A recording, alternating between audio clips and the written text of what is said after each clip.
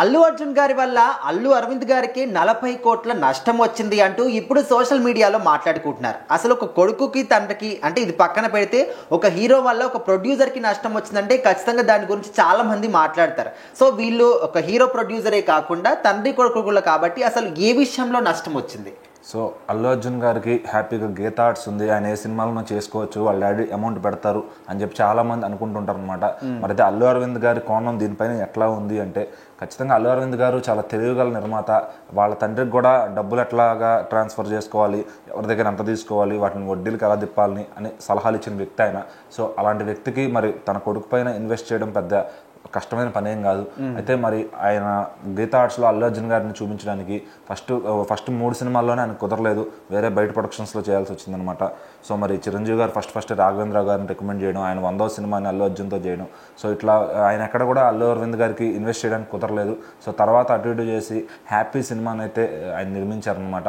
అప్పటికి ఆయన దర్శకుడు తొలి ప్రేమ ఇలాంటి వాసు ఇలాంటి సినిమాలు తీసేసి ఉన్నారు.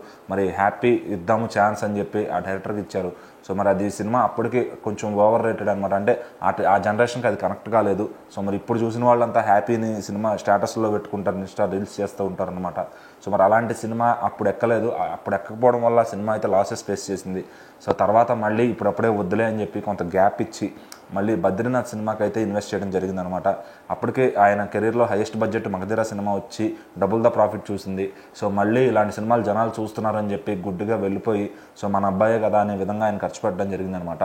సో మరి అంతా దాదాపు 40 కోట్లు ఇన్వెస్ట్ చేస్తే అది సగం కూడా తిరిగి రాలేదనమాట. అంటే ఆయనకైతే వెనక్కి వచ్చే కానీ మొత్తం డిస్ట్రిబ్యూటర్లందరికీ మళ్ళీ తిరగవలసి వచ్చింది. సో మరి గీత ఆర్ట్స్కి అన్ని జిల్లాల్లో కూడా పర్మనెంట్ డిస్ట్రిబ్యూటర్లు ఉంటారు. సో మరి దాదాపు 40 కోట్లు పోగొట్టుకున్నా అని చెప్పి అల్లు అరవింద్ గారే స్వయంగా చెప్పడం జరిగింది.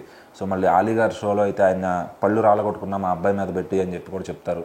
సో మరి బద్రీనాథ్ సినిమా ఒక ఫెయిల్యూర్గా మిగిలిపోయింది. సో ఎందుకంటే మగధీరాన్ని చూసి అప్పట్లో ఇలాంటి సినిమాలు ఆడతాయని చెప్పి డైరెక్టర్లు కానీ నిర్మాతలు కానీ భారీ ఖర్చులు పెట్టారు. ఒక పక్కన అటు అశ్విని దత్ గారు ఎన్టీఆర్ గారితో శక్తి సినిమా తీశారు. మరి మెహర్ రమేష్ గారు అప్పటికే కంట్రీ లాంటి ఒక ఫ్లాప్ ఇచ్చినా కూడా మళ్ళీ శక్తి పైన ఎలా ఇన్వెస్ట్ చేయించారో అర్థం కాలేదు. సో మరి ఇటు బద్రీనాథ్ కూడా ఇట్లా బెడ్స్ కొట్టిందనమాట.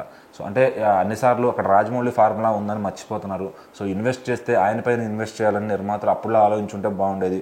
ఆ 2 సినిమాలు డబ్బులు కూడా మిగిలేవన్నమాట. సో హిట్లు ఫ్లాప్లు అనేవి వస్తూ ఉంటాయి. సో ఇలాంటివి జరిగినప్పుడే పెద్ద నిర్మాతలకు అర్థమవుతుంది, ఒకసారి ఆడిన సినిమాని మళ్ళీ తీయకూడదు అదే జనర్లో అని చెప్పి వాళ్ళు అర్థం చేసుకుంటే చాలన్నమాట.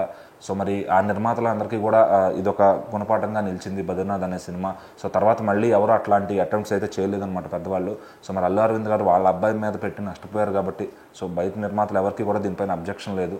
సో అదే విషయాన్ని పద్దాక అటు ఫ్యాన్స్ ఎవరైనా అల్లు అర్జున్ గారిని ట్రాల్ చేయాలంటే ఆయన మాట్లాడిన వీడియోస్ని తీసుకొచ్చి ఇట్లా పెడుతూ సోషల్ మీడియాలో ట్రెండింగ్ చేస్తూ ఉంటారు అనమాట.